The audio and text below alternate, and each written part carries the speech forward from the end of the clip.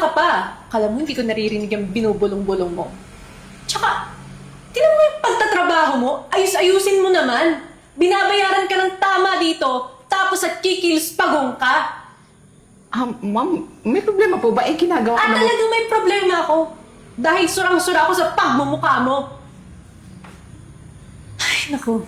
Ma'am, mas mabuti pa siguro kumain na lang po kayo. Paano ako makakakain na inuwalan ako ng gana dahil sa'yo? Babe. Ayos pa yung bahay ko? Oo, sobrang laki nga eh. Ganito na lang yung bagay para sa akin eh. Siyempre naman, tsaka hindi naman kita dadali sa pipitsugin na bahay lang eh. Alam ko naman. Teka lang ha. Marimar! Sir, sandali lang ha. Ayusin ko lang itong mga gamit dito, mga pinggan. Marimar, mamaya na yan! Sige sir, coming. Marimar! Yes sir.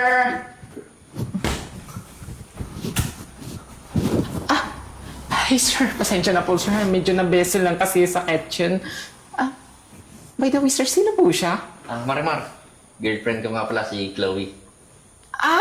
Siya pala yung nakwento mo sa akin, sir. In fairness, sir, ha? Ang galing ng taste mo. Nice to meet you po, Ma'am Chloe. Mukha ba akong nakikipag-shake hand sa katulong at hampas lupa na tulad mo? Marimar, pasensya ka na. Mainit lang kasi ulo ni Chloe. Ako, sir, ayos lang po yun. Tsaka naiintindihan ko po kasi sobrang init naman po kasi sa labas, eh. Ma'am, ano pong gusto ninyo, ma'am? Gusto niyo po ba ikuha ko po kayo ng juice, water, or anything po? Pwede ba manahimik ka na? Ipagluto mo na lang kami since gutom na kami. Kanina pa kami dito, oh. Kanina ko pa tinatawag. Dami mong sat-sat dyan. Gumawa ka na lang.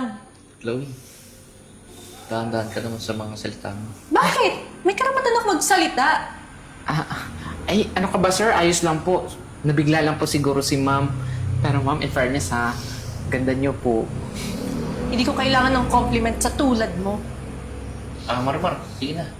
Pagluto mo na kami. Tsaka nga pala, dito na rin titira si Chloe Dito po sa bahay niyo, sir? Bakit? May angal ka? Wala po, ma'am. Wala naman pala eh. Dami mo sinasabi. Sige po, ipaghanda ko na po kayo ng pagkain. Mabuti naman. Sister. Bilis! Ako, alam mo yung katulong mo na yan, pinag-iinit talaga yung ulo ko eh. Babe, ganun lang talaga siya. Masiyahin lang kasi yung katulong ko eh.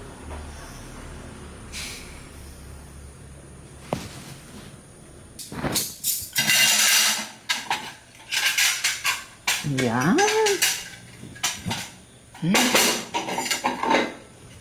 Sungit-sungit naman ang bisita namin.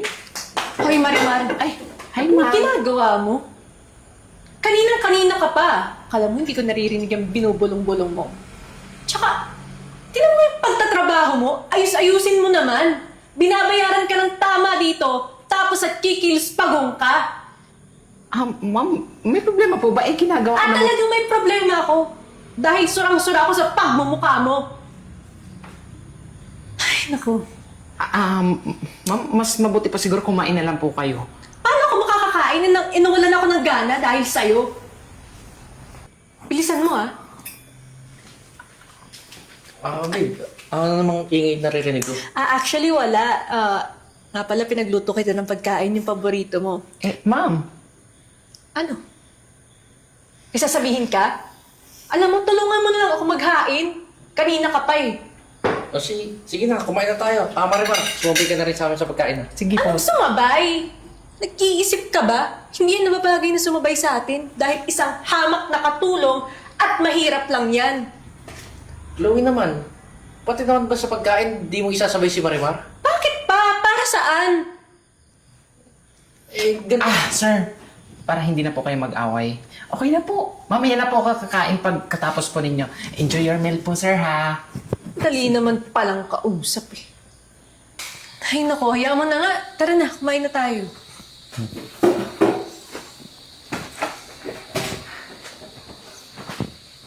Babe, teka lang ha. Parang sumusobra ka na eh. Ako? Sumusobra? Iyang katulong mo yung hindi marunong makisama. Dapat nga, binibigyan niya ako ng VIP treatment dito. Pasalamat siya, tinatanggap ko pa ang tulad niya.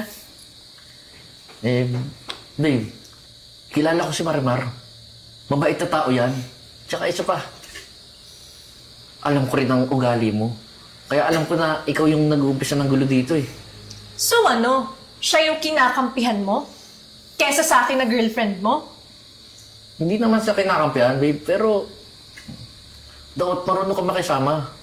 Eh yun yung pinapalabas mo eh. Ano? Siya nilang jowain mo kaya? Babe, tama na to. Wala nang patutunguhan to eh. Kumain na tayo.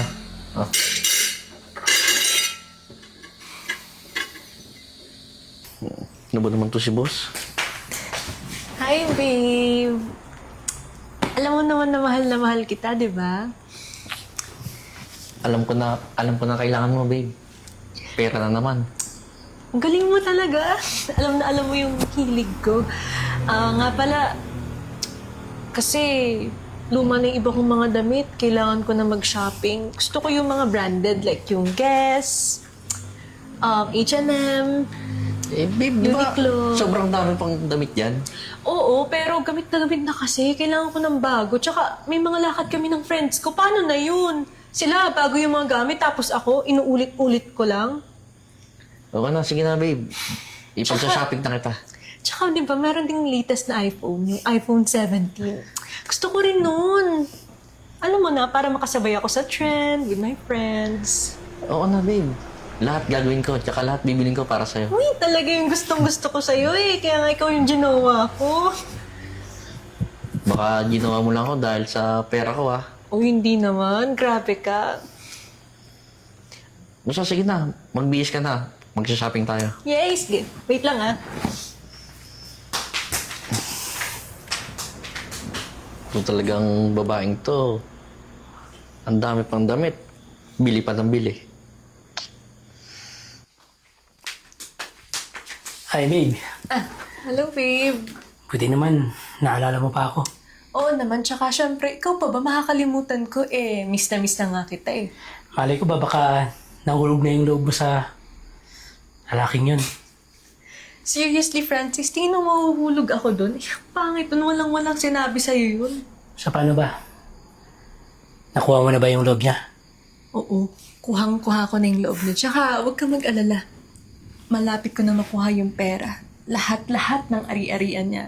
At pagkatapos nun, alam mo na, pupunta tayo sa ibang bansa. Oo naman.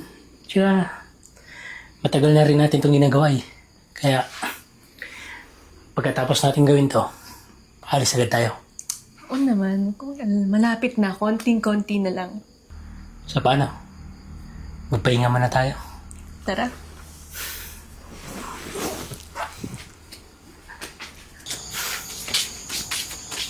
Sa paano, babe? Hanggang dito na lang. Tsaka yung plano natin, ha? Oo, akong bahala. Bigat naman na ito. Ang dami-dami naman kasing tao sa palengke kanina. Nakakatakot. Kasi yung driver namin si Marie Grace.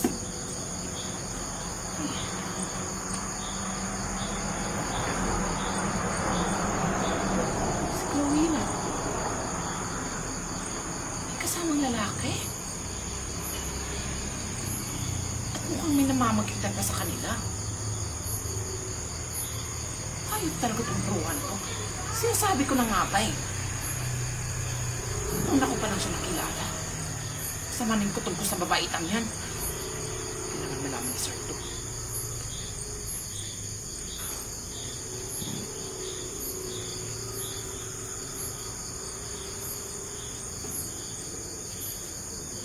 Tsaka galingan mo na yung pang-uto mo.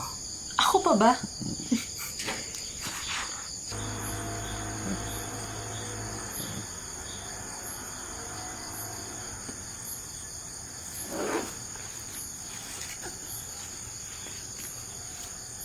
Sa paano? Alis ako, ha? Sige. Mag-iingat ka. Kung magpapakita.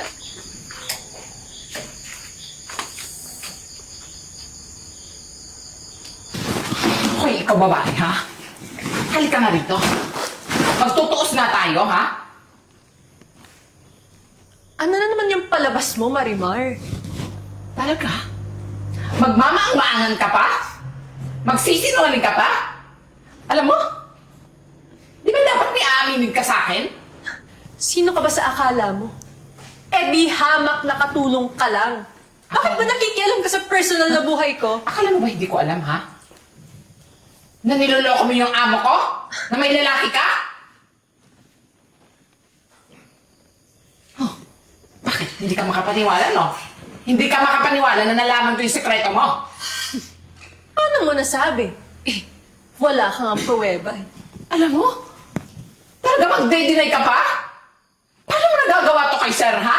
Ang bait-bait ng amo ko tapos gaganyanin mo lang? Hoy, ikaw! Pwede ba? Manahimik ka nga. Wala kang alam. Hindi ako mananahimik at humanda ka. Kasi isusumbong kita kay sir. Malalaman niya lahat ng mga pinaggagawa mo. Marimar! Chloe! Sir, Ano naman to? Ba't nagkakagulo na naman kayo?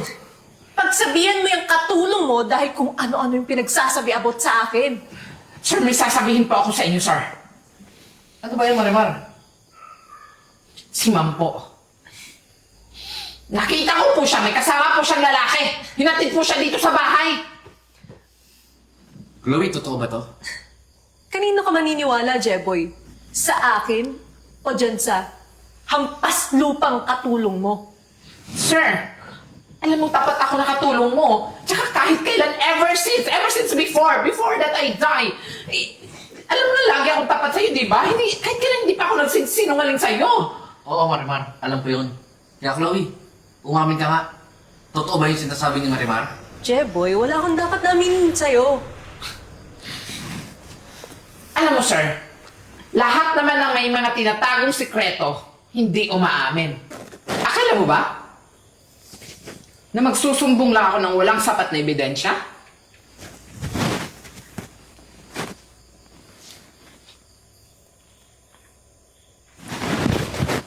Ayan, sir. Kitang-kita mo naman sa video kung anong pinaggagawa nila. Di ba, sir? Chloe, ano to? Anong ano to, Jeboy? Hoy, ikaw, Marimar. Alam ko naman talaga na may lihim na galit ka sa akin kahit noon pa. Chloe, Ginagawan tumigil lang ka ako na. ng istorya niyan. Tsaka isa pa, Grab driver yun, hinatid lang ako. Pati ba naman yun, ginagawa niyo ng mali siya? Tumahimik ka na, Chloe! Akala mo ba hindi ko alam?